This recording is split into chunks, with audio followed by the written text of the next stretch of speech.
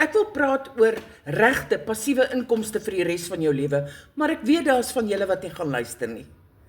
Wel, ek wil jou vertel dat ek het 2 maande terug op hierdie side hustle afgekom, wat vir jou 5 keer per maand betaal. Elke eenmaal 'n week en dan asook einde van die maand.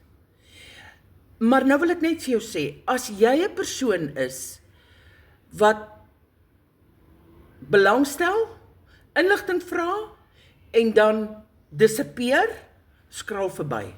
As jy iemand is wat nie die motivering het om werklik uit jou situasie uit te kom nie, skraal verby.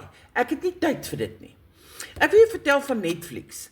Hulle het 30 jaar gelede begin om Netflix te promoveer en deur 'n subskripsie te vra. Nou, dink net vir jouself. As ons 30 jaar gelede by Netflix aangesluit het en ons was deel van profit share, met ander woorde winsbedeling, sou ons vandag gerol het in die geld.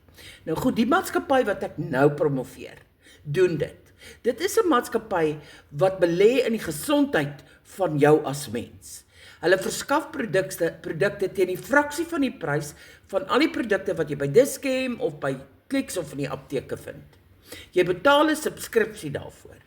En dan, nog op dit, as jy mense na hulle toe verwys, kry jy profit share. 5 maal per maand. Wat is makliker as dit? Dit is net die coolste side hustle wat jy kan doen.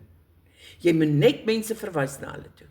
As jy regtig ouens belangstel om uit jou situasie te kom waarin jy is, of om gatvol te wees, om in die middel van die maand sonder geld te wees, om gatvol te wees om vir jou kinders te sê nee, en om gatvol te wees om so te struggle, is hierdie die ideale ding vir jou.